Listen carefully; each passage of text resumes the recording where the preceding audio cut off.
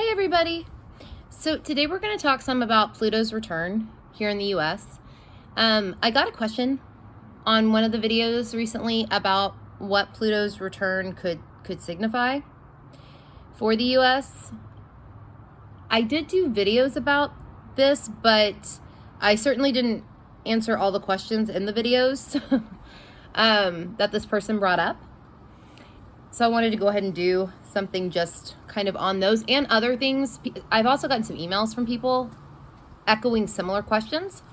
So I figured I'll just do another one of these because this was on my mind quite a bit anyway, considering on February 20th of 2022, transit Pluto will be exactly conjunct natal Pluto. Here, I'll show you. And I'll post a picture of this, a link to a picture of this.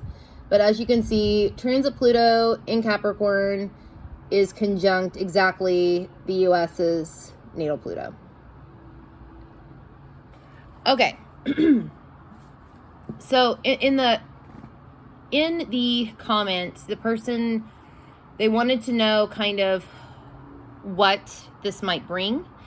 They also mentioned something, they asked about a COVID strain, a new COVID strain, and asked about the issue with Russia and Ukraine. Now, about the new COVID strain, I think, honestly, at this point, common sense dictates that there probably will be one. There probably will be one. And I've gotten questions also an email about this too. I think it does, and I think everybody kind of knows this. Now, since COVID isn't strictly a U.S. thing, I'm not really sure that it can totally be seen in the Pluto return. But I might think, and this is, I haven't really looked honestly at the astrology of COVID. I'm kind of COVID fatigued, if you will. Like, you know, we're inundated with information about it all the time. So I really haven't looked at the astrology of it too much. But I might think that when Jupiter enters Aries later this year, and then it will retrograde back into Pisces, I might think that when it enters Aries, there might be something that's like ignited or sparked in that arena. That would be what I would be keeping my eye on if I were to keep my eye on this, but honestly, I'm not. I'm not. But that if you are interested in the astrology of this, of COVID, that might be what I would look at, is that period of time. I'm not exactly sure when that is. It's not that far off. It is this year.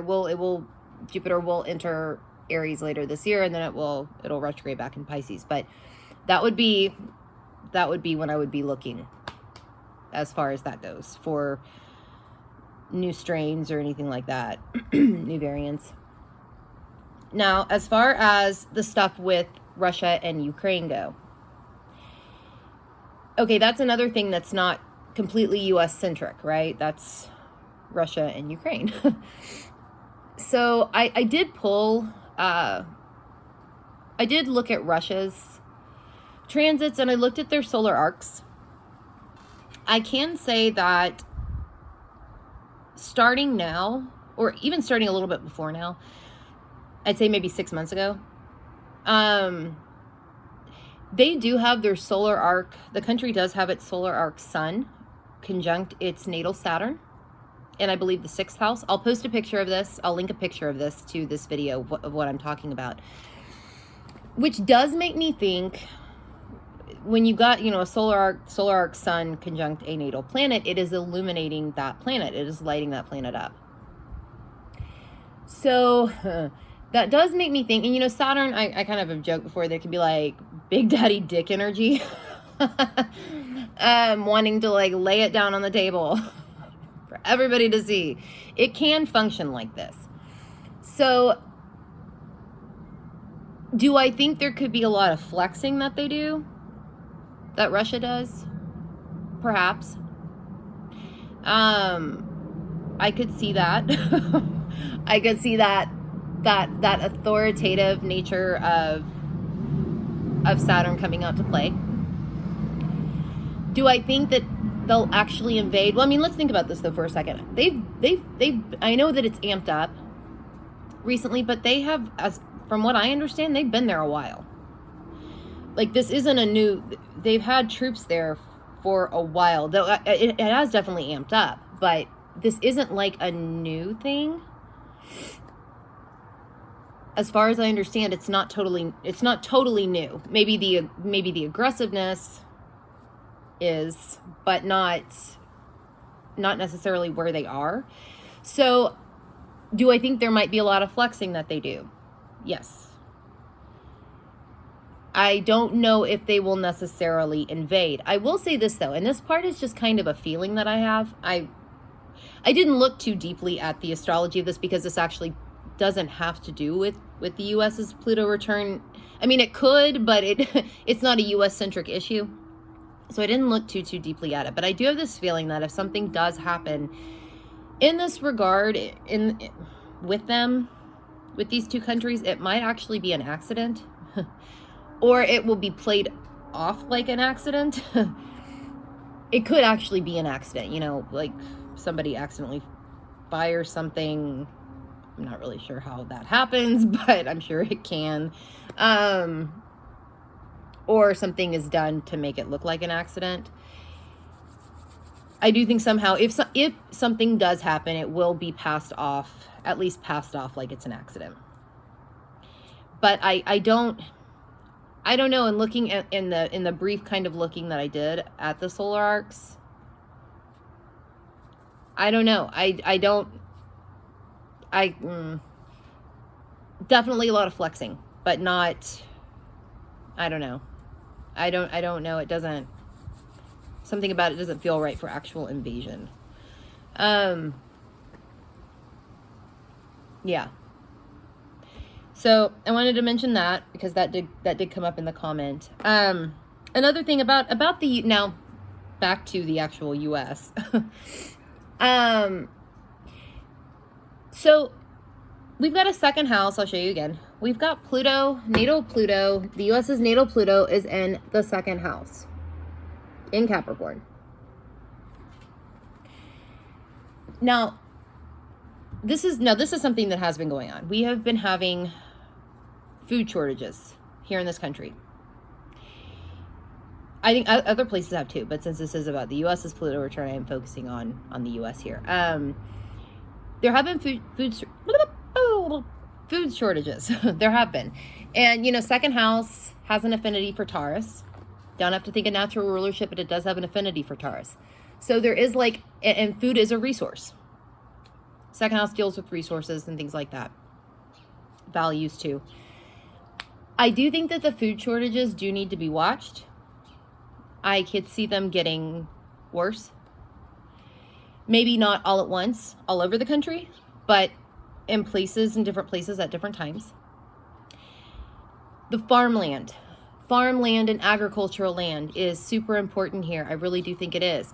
Capricorn has a tie to farmland and agricultural land.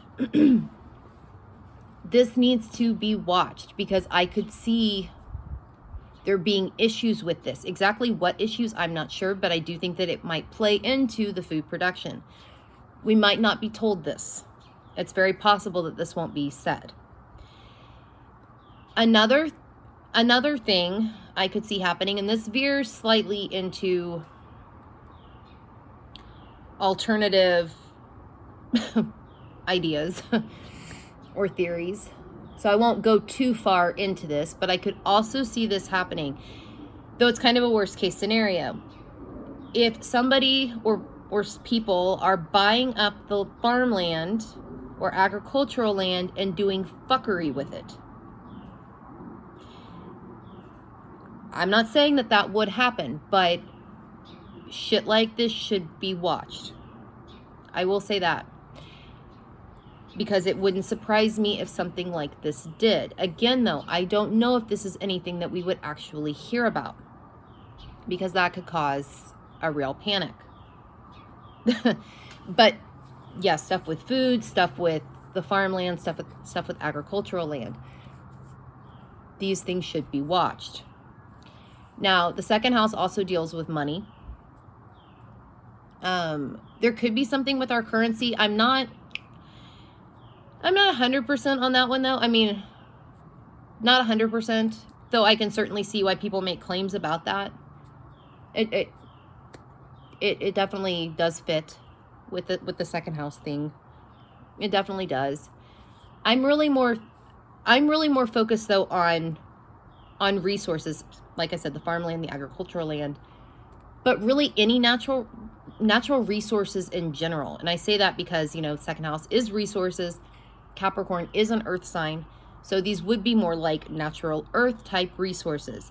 I could see these things coming into play here too. Just natural resources in general. I'm more focused on that at the moment than money. Though all these things can kind of tie together and go hand in hand. But the resource thing is really what I'm more focused on. The resource end of things. We are also talking about, you know, values. And Capricorn can be government, can deal with government. It can deal with authority. So perhaps it could be our, and Pluto, Pluto knows that it needs to transform, but Pluto will hold on for dear fucking life. It will. It does know it needs to change and transform, but it doesn't do this easily. So there could be something, there could be some real authority issues with the government. There really could be. This could be within their own structure. It could also be with the way that they wield authority on the people. I could definitely see that coming up for sure. And we've already seen this come up a little bit. Pluto's return actually started in, I believe it was 2020. And we've already seen this shit in different ways. And again, I'm not getting political here. I'm not, whatever side you fall on or somewhere in between, whatever. But we have seen changes in reaches of authority, in reaches in what we have. So that does fit this theme, and there might be more of that in some way that does come to pass. So I guess depending on what side you fall on, you might like this, you might not like this. But I could definitely see there being some power struggles within that realm too. And again, not even just how it's handled with the people or put on the people, but even within the government itself, the power structure of the government itself and what they value. It really, yeah. I could definitely see that coming into play as well. My